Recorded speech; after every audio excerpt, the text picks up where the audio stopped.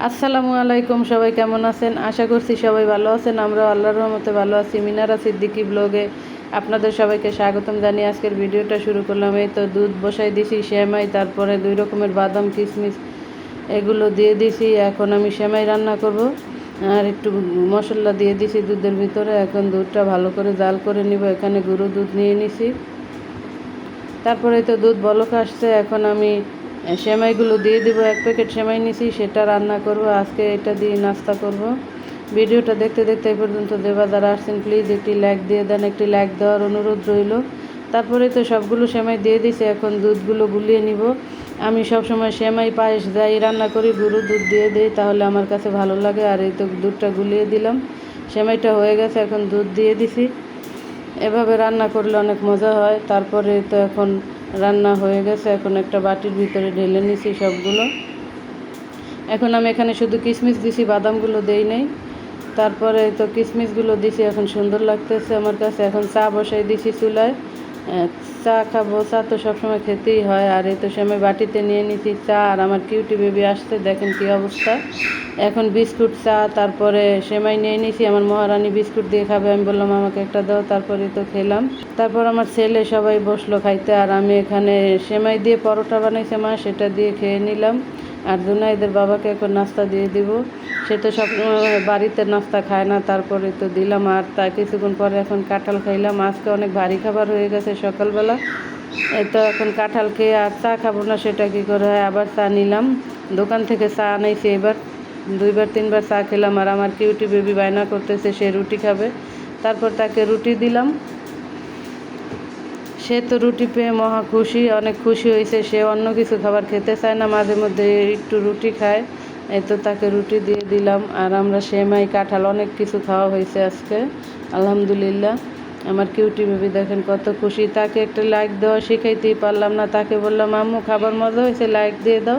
সে তার শাহাদাত আঙ্গুল দিয়ে লাইক দেয়। সে কীভাবে লাইক দিতে হয় সেটা বুঝে না এখনও। তারপর লাইক নিয়ে অনেকক্ষণ দুইজনে দুষ্টুমি করলাম, তাকে শিখাইতেই পারলাম না। 4 আঙ্গুল বন্ধ করতেই পারে না সে।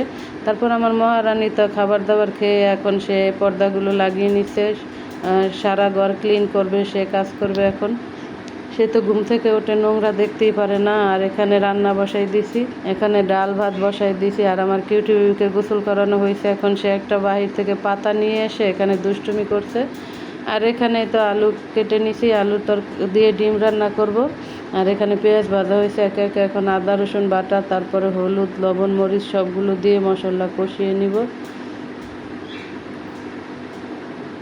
আজকে ডিম দিয়ে তারপরে আলু রান্না করব।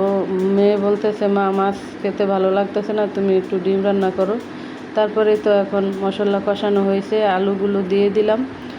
আলুগুলো অফ ক্যামেরায় কেটে ধুয়ে রাখছি। এখন এই তো আলুগুলো দিয়ে ভালোভাবে নাড়া দিয়ে দিব। মাঝে মধ্যে একটু অন্য রকমের খাবার খেতে ভালোই লাগে। অনেক দিন পরে ডিমের তরকারিটা রান্না করব আজকে। তারপরে তো এখন ভালোভাবে নাড়া দিয়ে ঢাকনা দিয়ে ঢেকে দিব। এখন উঠাইছি, আবার একটু নাড়া দিয়ে দিই, যেহেতু পানি দিইনি নিচে লেগে যাবে। আর এখানে আমি ডাল বাগার বসাইছি, পেঁয়াজ রসুন ভাজা হয়েছে, এখন ডাল ঢেলে দিব। আম দিয়ে ডাল রান্না করি প্রতিদিনই আমি। ডালের কালারটা মাশাআল্লাহ খুব সুন্দর আসছে। আর এখানে আমার আলুগুলো কষানো হয়ে গেছে, এখন অল্প একটু পানি দিয়ে দিব।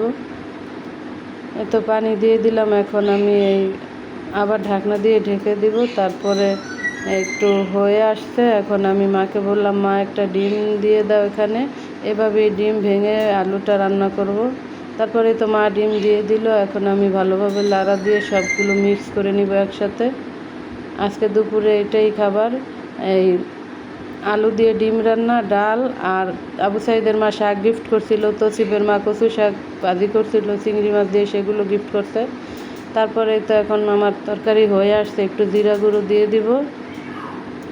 আজকে দুইজনের কাছ থেকে গিফটের জিনিস পেলাম, আমার বড় বোন আর তসিফের মা, ওনারা দুইজনে গিফট করছে। তারপরে তো এখন ডাল ভাত ভাজি সবগুলো হয়ে গেছে। বাহিরে খুব সুন্দর ওয়েদার। আর আমার কিউটি বেবি আর তার মা কী করছে দেখেন, আমার মেশিনের ফিতা ছিঁড়ে গেছে, তাকে বললাম, এখন সে ফিতা লাগিয়ে দিবে, সেটা বানাচ্ছে। আর আমার কিউটি বেবি তার মার সাথে সাথে সেটাই করছে। বাচ্চারা যেটা দেখে সেটাই করে, দেখেন সেও তার মাকে হেল্প করছে। তারপরে এখন আমরা খেতে বসবো। এই তো তসিফের মার গিফটের শাক দিয়ে এখন ভাতগুলো খেয়ে নিব। মাশাল্লাহ অনেক মজা হয়েছিল। আবু সাইদের মার শাক রান্নাটা অনেক মজা হয়েছে। সবগুলো দিয়ে আলহামদুলিল্লাহ অনেক তৃপ্তি সহকারে খেলাম। আর এই তো রাতের বেলা দেখেন জুনাইদের বাবা কী কাজ করছে, বড় একটা বক্স নিয়ে আসছে তার কিউটি বেবি তার কোলে। আমি বললাম এটা কী কারণে আনছো, আর অনেক কিছু আনছে। তারপরে বলে আনবক্সিং করে দেখো এটার ভিতরে কী আছে। আমি তো অনেক আগ্রহ সহকারে এক্সাইটেড হয়ে গেছি। আনবক্সিং করে দেখি এক বক্স বিস্কিট। তারপরে বললাম এত বিস্কুট কেন আনছো? সে বলে তোমার এই বিস্কুট পছন্দ, এই জায়গায় বেশি একটা পাওয়া যায় না, আজকে পাইলাম তাই এক বক্স নিয়ে আসলাম। সেটা শুনে আমি অনেক হাসলাম যে তুমি এত বোকা কেন, এত বিস্কুট আনা লাগে? তারপর আমার কিউটি বেবি তো এত বিস্কুট পেয়ে অনেক খুশি। তার বাবা তাকে একটু আদর করে দিবে। আর এখানে আমার মহারানী ডিম সিদ্ধ করে রাখছে, আর মা কলা দিয়ে চিনি দিয়ে আটা দিয়ে একটা পিঠা বানাইতেছে, বড়া পিঠা। এখন এই বড়া পিঠাটা খাবো সবাই মিলে। ভাবলাম জুনাইদের বাবা যেহেতু বাড়িতে, এখন তাকে একটু গরম গরম পিঠা দেই। তারপরে তো এখন তাকে গরম পিঠা দিলাম, আর পিঠা খেতে খেতে আপনাদের কাছ থেকে বিদায় নিয়ে নিব। আজকের ভিডিও এইটুকুই। সবাই ভালো থাকবেন, সুস্থ থাকবেন। আল্লাহ হাফেজ।